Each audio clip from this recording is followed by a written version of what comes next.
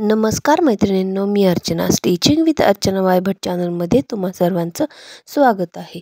आज जो हा ब्लाऊज आहे तो कटोरीचा ब्लाऊज आहे आणि कस्टमरचं आपण बॉडी मेजरमेंटही घेतलेलं नाही आणि त्यांनी आपल्याला मेजरमेंटला दिलेलं आहे कटोरी ब्लाऊज। याच्यावरून आता आपल्याला प्रिन्स ब्लाऊज शिवायचा आहे। बऱ्याच जणींना बॉडी मेजरमेंट नसेल आणि कटोरीच्या ब्लाऊजवरून प्रिन्स ब्लाऊज कशा पद्धतीने शिवायचा हा खूप मोठा इश्यू होतो किंवा प्रॉब्लेम येतो। याच्यामध्ये कसं शिवावं ते माहीत नसतं, त्यासाठी इथे मी तुम्हाला सविस्तर दाखवणार आहे। म्हणजे कुठलाही ब्लाऊज असो, कटोरी असो, फोरटक्स असो, याच्यापासून आपल्याला प्रिन्स शिवता येतं आणि प्रिन्सही असेल तरीही कटोरी हे शिवता येतं।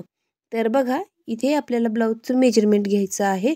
तर ब्लाऊज उलटा करून घेतलेला आहे आणि ब्लाऊजचं शिलाई मार्जिन बघा सोडलेलं आहे मी आणि ब्लाऊजची उंची चेक करत आहे। बघा, वरच्या साईडला आणि खालच्या साईडलाही तर 13 ची उंची आपली भरलेली आहे। पहा, या ठिकाणी उंची आहे 13 आणि त्यानंतर कंबर चेक करायचं आहे। पण कंबर चेक करताना जी आपल्याला हुक अडकवायची पट्टी असते, म्हणजे काजपट्टी असते, ती सोडून द्यायची आहे। तर बघा, पूर्ण सोडून दिल्यानंतर बाकी 28.5 चा आपला ब्लाऊज भरलेला आहे। म्हणजे 28.5 कंबर आहे आणि उंची आहे 13। तर आपल्याला उंचीमध्ये 1 इंच एक्स्ट्रा घ्यावं लागेल का? तर बघा, इथे अर्धा इंच खालच्या साईडला आणि अर्धा इंच वरच्या साईडला। हा आहे प्रिन्सचा ब्लाऊज, म्हणून फक्त अर्धा इंच आपल्याला शिलाई मार्जिन घ्यायचं आहे। जर कटोरी असेल, बोटनेक असेल, फोरटक्स असेल तर वेगवेगळं मार्जिन घ्यावं लागतं। तर बघा, उंची घेतलेला आहे, कंबर आहे 28.5, 28.5चं 14.25 अर्धा आलेला आहे, 14.25चा चौथा भाग आलेला आहे 7.1। तर 7.1 मध्ये आपण 3 इंच एक्स्ट्रा घेतलेला आहे, 10.1 आलेला आहे। तर बघा, या पद्धतीची घडी आलेली आहे। 3 इंच का? तर 1 इंच टक्स पॉईंट आणि 2 इंच शिलाई मार्जिन या पद्धतीने आपण इथे घेतलेला आहे। तर बघा, आपण शोल्डरची अगोदर इथे लाईन टाकून घेऊयात। इथे मी शोल्डरची लाईन टाकून घेत आहे। त्यानंतर बगल घ्यायची आहे आपल्याला 5.5 इंचाची। बगल खोली आहे 5.5 इंच। कुठलाही ब्लाऊज असो, लहान असो, मोठा असो किंवा प्रिन्स असो, कटोरी असो, कुठलाही असो, 5.5 बगल घ्यायची आहे। फक्त बोटनेक असेल तर काही चेंजेस करावे लागतात। तर बघा, आता इथे आपल्याला गळा आणि शोल्डर चेक करायचा आहे। तर ज्या साईडला आपण बटन लावतो, हुक लावतो, त्या साईडची बाजू आपल्याला या पद्धतीने ड्रॉ करून घ्यायची आहे। म्हणजे आपल्याला इथे काय होईल, गळा खोली चेक करायला सोपं जातं। तर गळा खोली आहे 5.5, अर्धा इंच इथे शिलाई मार्जिन दबलेला आहे, म्हणून 6 घेणार आहोत। तर बघा, इथे गळा रुंदी आहे 2.5, तर आपण इथे गळा रुंदी 2.5 घेऊयात। बघा, गळा रुंदी 2.5 घेतलेली आहे, गळा खोली आपण 6 इंच घेणार आहोत। या पद्धतीने मी गळा खोली घेतलेली आहे।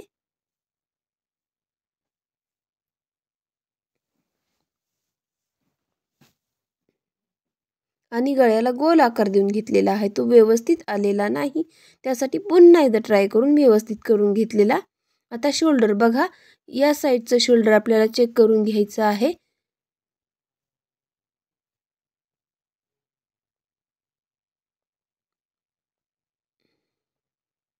शोल्डर आहे 3.25, तर 3.25चं शोल्डर घेऊन सरळ लाईन टाकलेली आहे खाली, 2 इंचाचं शिलाई मार्जिन। आणि या साईडला आपल्याला बघा आता बगलेचा आकार द्यायचा आहे, त्यासाठी 1.5चं मेजरमेंट आपल्याला इथे घ्यायचं आहे। तर इथे 1 आणि 1.5चे 2 मेजरमेंट मी घेतलेले आहेत। इथे 2 इंचाचं शिलाई मार्जिन, त्यानंतर इथे 2 आणि 2.5 या पद्धतीने 2 मार्किंग करून घ्यायचे आहेत आपल्याला। बघा, इथे बगलेचा आकार या पद्धतीने मी करून घेतलेला आहे। त्यानंतर आता आपल्याला घ्यायचं आहे प्रिन्सचा भाग। तर इथे आहे कटोरीचं ब्लाऊज, तर प्रिन्स भाग जो आहे कटोरीवरून कसा काढायचा ते बघा, समजून घ्या आणि व्यवस्थित समजावण्याचा प्रयत्न करते। तर बघा, हा जो टक्स पॉईंट आहे, त्याचा वरचा टोक आहे तो या पद्धतीने धरायचा। तुम्ही पुन्हा बघून घ्या, कटोरी या पद्धतीने ठेवायची, हा जो टोक आहे तो सेंटरला ठेवायचा आणि असं आपण धरून घ्यायचं।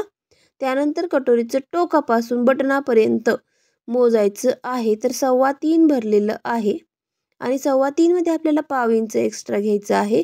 त्याचं कारण आपल्याला बटनपट्टी जोडताना पाव इंच शिलाई मार्जिन जाते, त्यामुळे पाव इंच एक्स्ट्रा, 3.25 प्लस पाव इंच म्हणजेच किती झालं, 3.5 इंच। आता इथे काय केलंय, 4.5 इंचावरती एक मार्किंग करून आडवी लाईन टाकलेली आहे। इथे 3.5चे एक मार्किंग करून घ्यायचं आहे आपल्याला। जिथे 3.5 मार्किंग केलेलं आहे तिथपासून सरळ खाली आपल्याला लाईन टाकायची। त्यानंतर आतल्या साईडला ज्या साईडला गळा येईल त्या साईडला अर्धा इंच आतमध्ये तिरकी लाईन टाकून घेऊयात आणि त्यानंतर वरपासून खाली 4.5चं मार्किंग करायचं आहे। 4.5 कुठं आलेलं आहे बघा, बगलेला 4.5 चिटकवलेलं आहे आणि इथे आपल्याला आता प्रिन्सचा आकार देऊन घ्यायचा आहे। तो कसा द्यायचा ते बघा। जिथे आपण अर्धा इंचाचं आतमध्ये घेतलेलं होतं त्या अर्धा इंचापासून 2.5 इंचाचं मार्किंग करायचं आहे। इथे बघा 2.5 इंचाचं मी मार्किंग करून घेत आहे आणि त्यानंतर इथे आपल्याला प्रिन्सचा शेप द्यायचा आहे। बघा प्रिन्सचा शेप अगोदर मी वरचा टाकून घेत आहे। इथे जिथे आपण 4.5चं मार्किंग केलेलं होतं तिथपर्यंत असा वरतून गोल आकार द्यायचा आहे। खालच्या साईडलाही थोडाफार गोलच आला पाहिजे, तरच पफ जो आहे तो व्यवस्थित क्रिएट होणार आहे। जर आकार व्यवस्थित नसेल तर आपला प्रिन्सचा जो पफ आहे तो व्यवस्थित क्रिएट होणार नाही। तर बघा आता या ठिकाणी मी याचं कटिंग करून घेणार आहे। कटिंग मी करून घेतलेला आहे। त्यानंतर हा बगलेचा भाग आहे तो एक भाग आपल्याला इथे कट करून घ्यायचा आहे। वरचा बॅकचा जो आहे तो बॅकला हवा तसा राहणार आहे। बघा बॅक आणि फ्रंटमध्ये डिस्टन्स राहतो तो जशास तसा इथे दिसत आहे। बघा आता इथे गळ्याचं मार्किंग करून घेतलेलं आहे। त्यानंतर 2 भाग सरळ वेगळे करून घ्यायचे आहेत। तर बघा इथे दोन्ही भाग मी वेगळे करून घेतलेले आहेत। आता गळा खोली चेक करायची आहे, पाठीचा गळा। तर इथे बघा 8.5 भरलेला आहे प्लस अर्धा इंच शिलाई मार्जिन म्हणजे 9चा गळा इथे तयार झालेला आहे। 9 इंचाचा गळा इथे आहे आपला। तर 9 इंचाचा आपण एक बॉक्स करून घेऊया आणि इथे आपल्याला हवा तसा गोल किंवा डिझायनर गळा आपण आखून घेऊ शकतो। इथे कस्टमरला गोलच गळा हवा होता त्यामुळे मी इथे गोल घेतलेला आहे।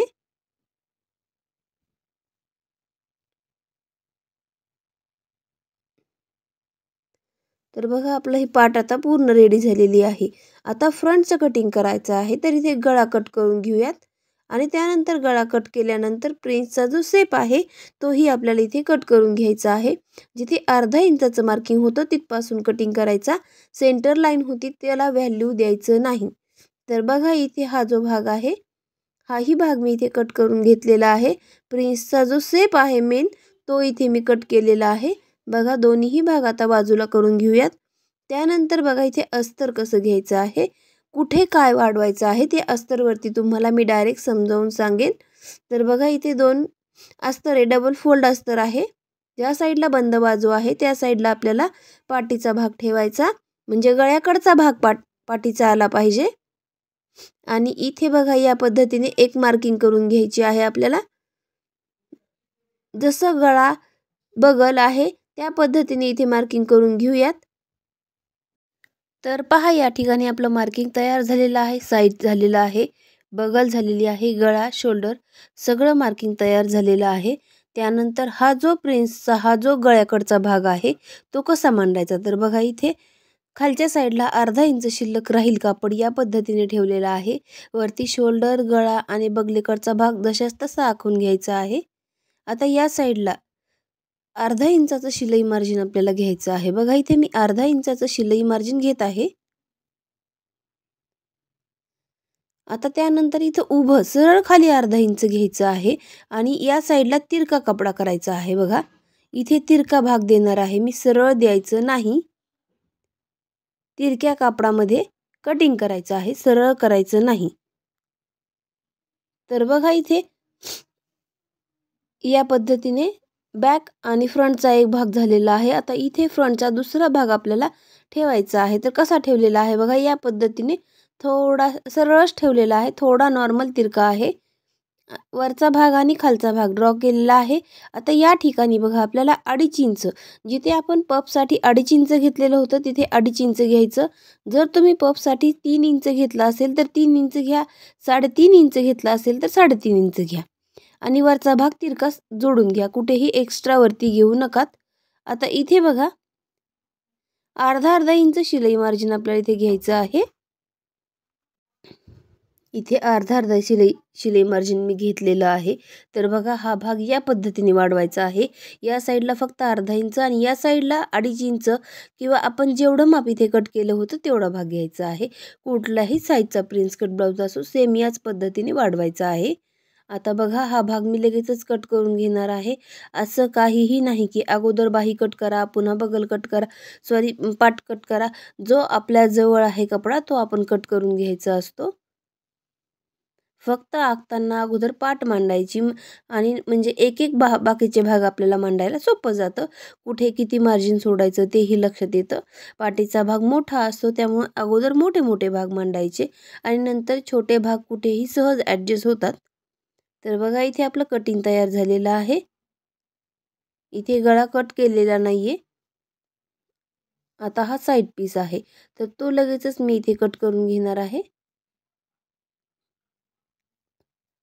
पहा या पद्धतीने मी इथे कटिंग करून घेतलेलं आहे. आता त्यानंतर स्लीव्ज कशा पद्धतीने कटिंग करायचं तेही तुम्हाला दाखवणार आहे. हे जे कपडे छोटे छोटे उरलेले आहेत ते आपल्याला गोटासाठी कामाला येतील किंवा गोटपट्टी बनवण्यास म्हणजे हात शिलाईची पट्टी बनवण्यासाठी कामाला येतील. तर बघा इथे अगोदर डबल कपडा होता, आता इथे आपण 4 पदरी करून घेतलेला आहे म्हणजे दोन्ही स्लीव्ज एकत्र निघतील. तर इथे बघा बाही लांबी आहे 4 इंच, दंडघेर आहे 5.5, बगल आहे 7 आणि घडी आहे इथे 8.5 इंचाची. तर इथे 4 म्हणजेच 5 इंचाची आपल्याला बाही घ्यायची आहे. इथे 2.5 इंचाची कॅप हाईट देऊयात. सरळ 2 इंच आत घ्यायचं आहे. त्यानंतर इथे सरळ लाईन मारून 1.5चं मार्किंग, इथे बघा 2 इंचाचं मार्किंग आणि या पद्धतीने बाही मी आखून घेतलेली आहे. बघा 5.5 आणि 2 इंच 7.5 इंचाचं इथे मी घेतलेलं आहे दंडघेर. आता या पद्धतीने बाही कटिंग करायची.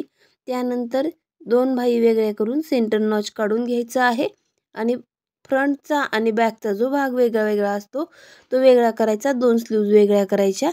तर बघा या उरलेल्या कापडांमध्ये आपल्याला समोरच्या साईडला एक दाबपट्टी लावावी लागते, जी की आपण पाठीच्या पट्टीला वापरतो. सेम त्याच पद्धतीने इथे लावावी लागते. ती मी काढून घेतलेली आहे आणि हा जो उरलेला भाग आहे याच्यामध्ये आपल्याला हात शिलाईची पट्टी आपण काढून घेणार आहोत. आता याचं पिसावरती कटिंग बघा मी करून घेणार आहे. सगळा पीस व्यवस्थित पुरणार आहे. हा नेटचा पीस आहे. तर बघा याचं मी कटिंग केलेलं आहे. हा आहे साईड पीस. त्यानंतर हा गळ्याकडचा भाग आहे प्रिन्सचा. त्यानंतर हा जो भाग आहे तो बाहीचा भाग आहे. एकदम व्यवस्थित कटिंग झालेला आहे. कपडा कुठेही कमी जास्त झाला नाही. हा पाठीचा भाग.